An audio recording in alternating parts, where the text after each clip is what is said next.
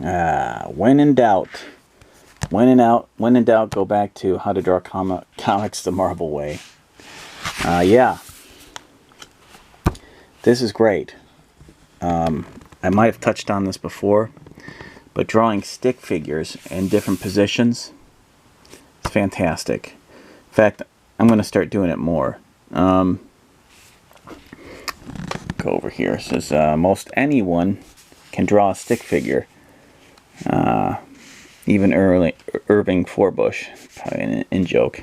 I'll zoom in a little bit. They're simple, they're fun, and most important of all, they're the easiest way for you to get the action and position you want for your character. Don't try to do a complete drawing all at once. Spend all the time you can doodling with stick figures.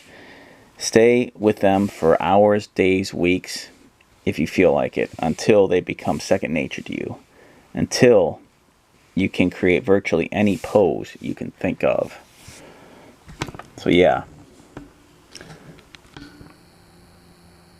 that's pretty awesome. It's pretty fantastic.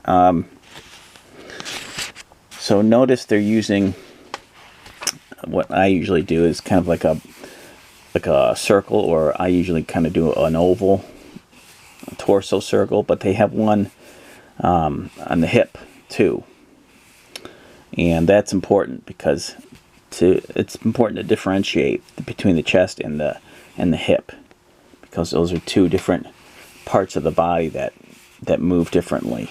Sometimes opposing, sometimes together. Most of the time one is going one way and the other one's going the other. And for example, Spider-Man, right? Broken up into two pieces, two parts.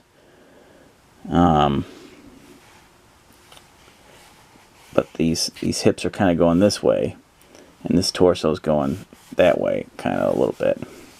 So, yeah.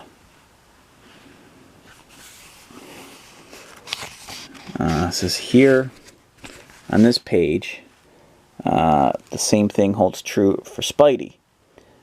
We decide the pose we'd like to draw and start stick figuring it. Notice the way his left knee is bending towards you. That's called foreshortening. It's done a lot in comic book artwork. So right there, that knee right there, coming at you. And then you flesh them out, but we'll stick with that. This really sums up beautifully what I always talk about Thor, and how sketchy it is, and how you just kind of feel it out like a sculptor until you start getting serious and committing to darker lines. That's what it's all about right there. That's what it's all about right here. Right, that's what it's all about. Now and then, for those of you who've mastered the cubes and its cousins, and for those who really understand the construction of the human figure, there's another approach to forming the body. It's as basic and obvious as the simple process of scribbling. So if you're a more advanced student, you may get a kick out of this. It says here, never underestimate the importance of scribbling after you start with your stick figure. Build it up by scribbling, as in the drawings on this page. As John explains, it's like being a sculptor and building a figure with clay. You just keep adding these loose little lines until the figure starts taking shape. Another important thing about scribbling is that it helps you loosen up and get a feeling of movement and action. Do your scribbling lightly and try to train your eye to spot the lines that are correct and reject the ones that aren't. Then, as you continue to mold the figure with your pencil, you emphasize the important lines and eventually lose the others. Same with drawing the female figure.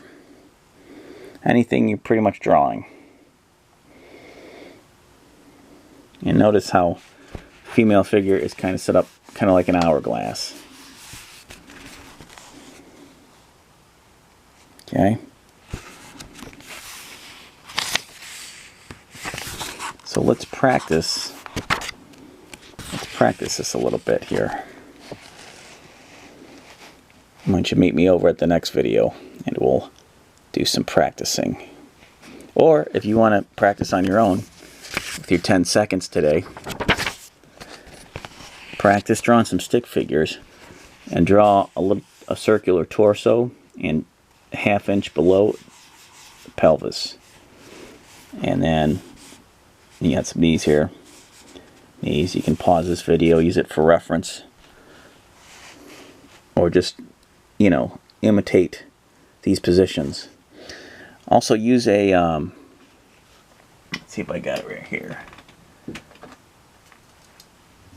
Use a wood dummy, posture dummy too. That always helps if you're really having a hard time. See you in the next video. 10 seconds today.